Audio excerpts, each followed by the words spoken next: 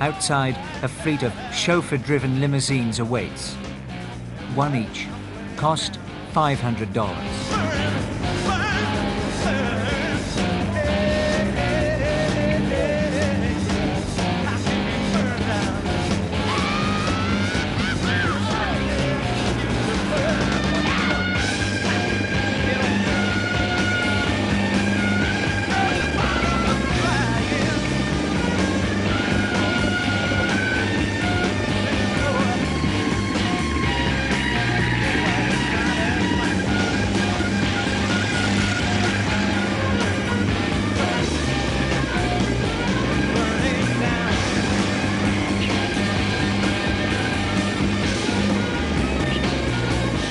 No interviews at the airport.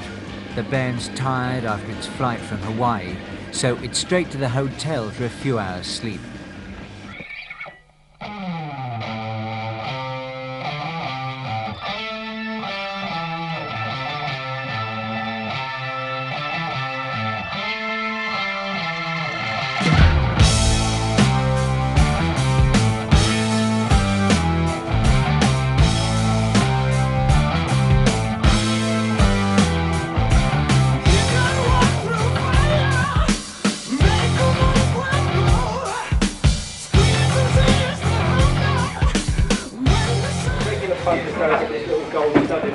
Oh, that's an extremely rude-looking object you're holding in front of me.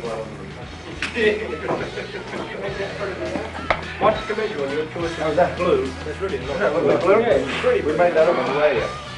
It's really conservative. Deep Purple's had quite a few changes. Today's lineup, from the left, Ian Pace, Tommy Bolin, Glenn Hughes and David Coverdale.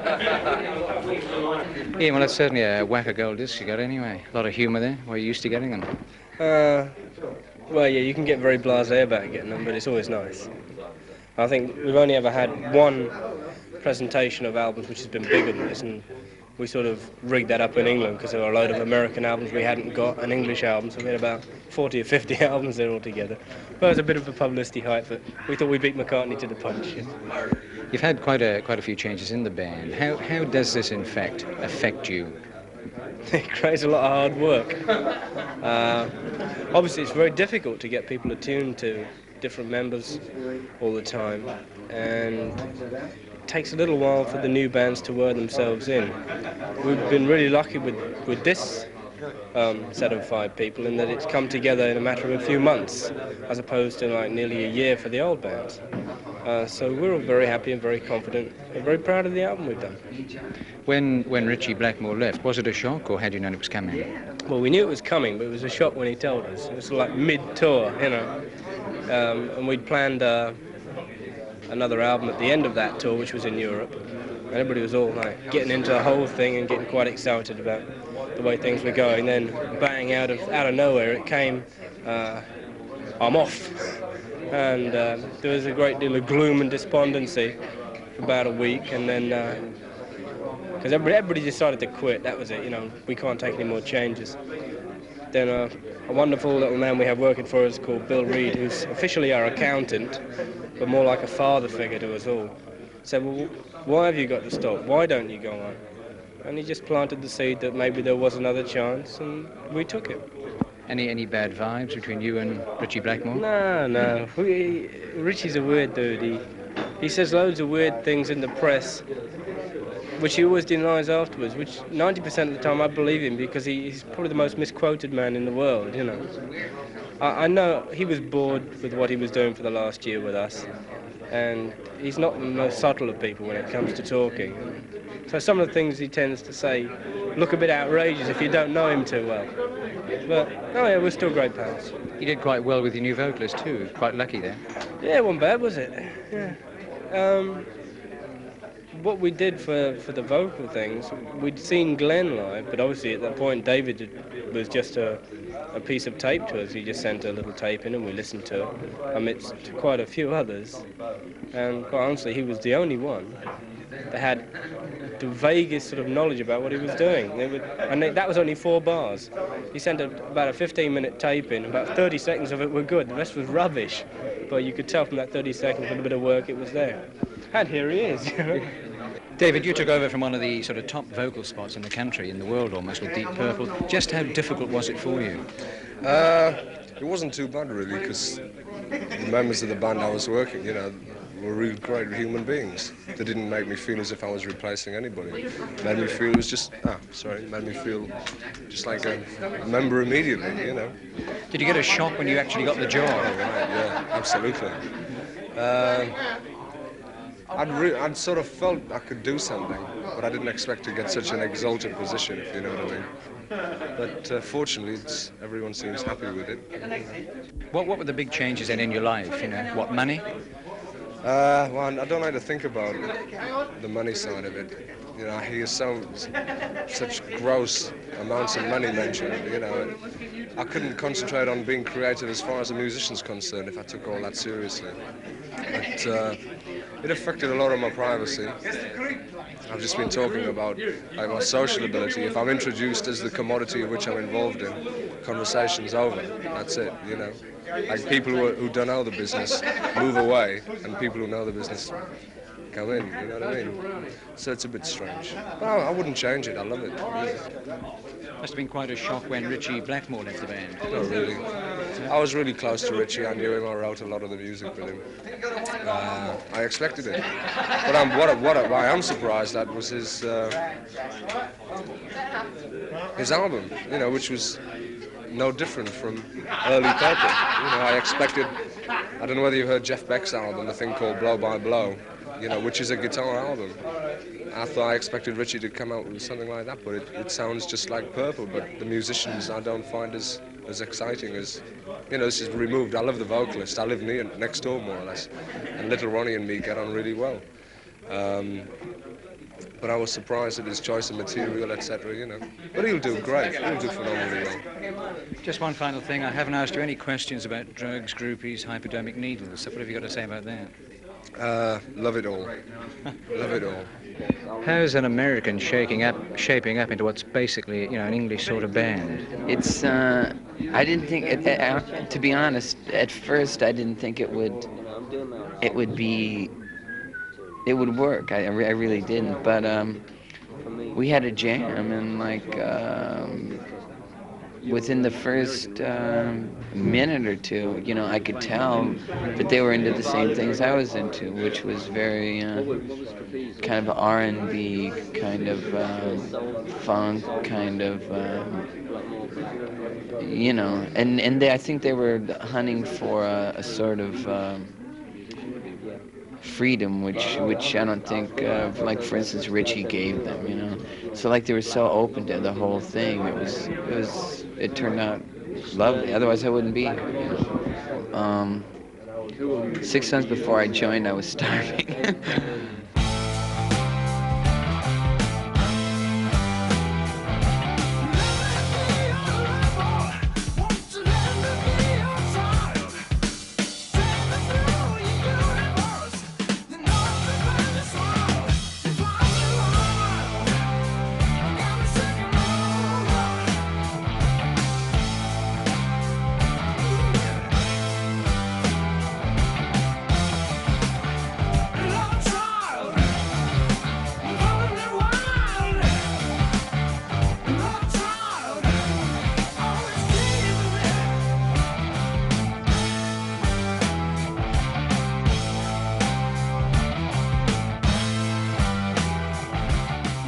The band moves to individual caravans backstage. John Lord okays an interview, though he's going to be disturbed halfway through it when his personal manager calls him to finish the interview and to go on stage.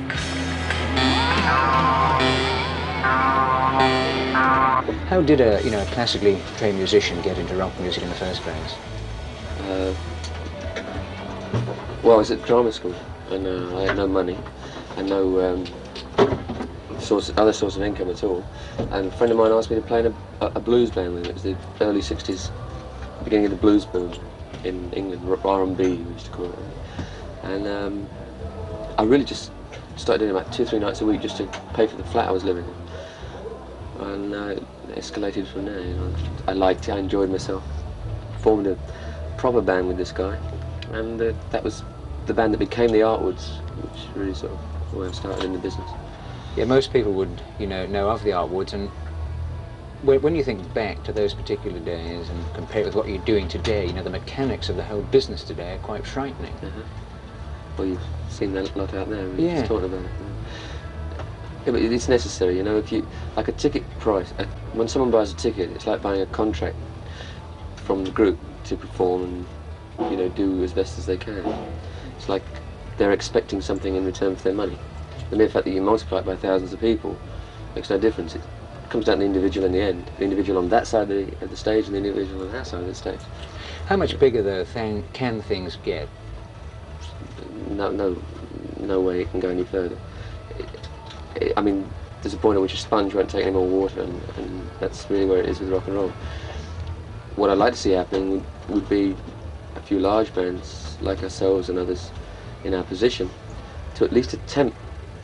It's financially very difficult to do. As I've just told you before, we've got 18 people working for us, so it's quite difficult to do what I'm going to suggest.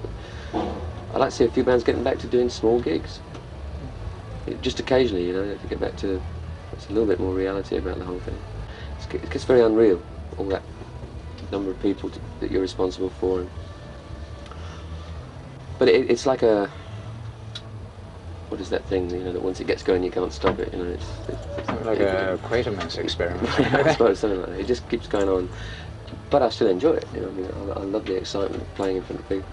To digress just a wee bit, do you ever feel that perhaps the music today is becoming a little too intellectual or too esoteric?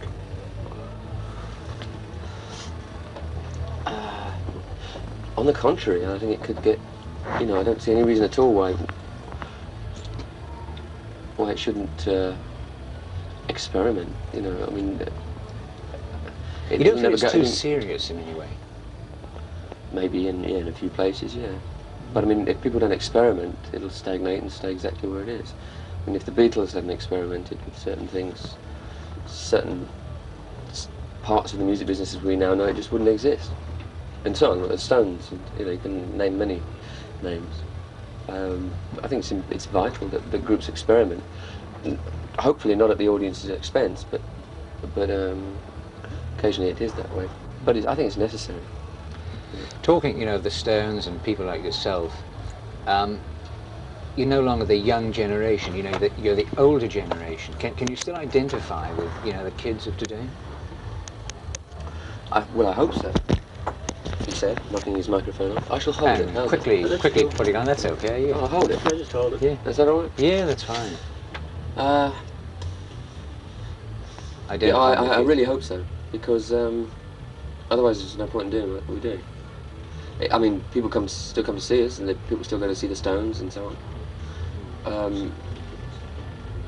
It's a difficult question.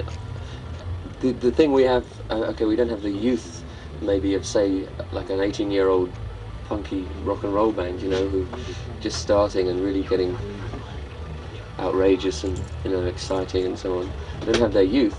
I think we still have the excitement that they can provide, and we have the experience to go with it, to provide, perhaps a cleaner edge to it, which makes it more. Do you think that there'd be the excitement today do you think there'd be the excitement today to compare with rock when it first started in the 50s? We hear an awful lot about that era. Now, that was a one-off, wasn't it? That'll never happen again. I mean, the introduction of that kind of music into the way that people were then just can never happen again, because times have changed so incredibly violently. I mean, the safe, secure, easy, quiet suburban way of life was so and then suddenly people like Chuck Berry and Bill Haley and Little Richard and so on are suddenly screaming down your radio set. That can never happen again. But there's no reason to say. But that's a social thing. But on a musical level, there's no reason to say why it shouldn't happen again. Or something incredibly different might not swoop out of nowhere. I don't think there's any reason why that shouldn't happen. Again, just to digress, Someone's waving at me from behind the camera. Yeah. Can I just see if it's who I think it is? Yes, it is. Okay. Just a couple more seconds and we're right with you. Just one thing, I was reading in the paper today that Roger Taylor, the tennis player, decided to pull out of England because of tax reasons. Now, I understand that you also live outside of England for tax reasons. Well, it's not actually living outside of England, it's kind of an exile. It's like existing outside of England. You know, we actually still are British citizens and we still pay British tax on a certain level. You know, we haven't actually left the country. It's just a way of doing things whereby you try and avoid the really heavy, stinging top 30 or 40% that they. I mean, we can go up as high as 92% of our earned income, which is seems to me to be a bit ridiculous. I mean, I know Britain's in trouble and it needs all the help it can get, but I'm an individual who requires certain things, and my working life as a rock musician, as a well-paid rock musician, is very small. It's 5 or 6 years at the most. John, quite a few thousand people out there waiting, so I'll cut it short with just one final question. Sure. You know, if you had your time sort of over again, what do you think you'd like to do? Be a rock musician, I guess. Can't think of anything better to do. Maybe a concert pianist, but I think the hard work would put me off. If I get 8 hours a day, I wouldn't care to practice that. No, I'd be a rock musician, all right. I loved it. Every minute of it so far. John, thank you very much. Thank you. God bless you! It's lovely to be with you in New Zealand. Thank you for coming to see us.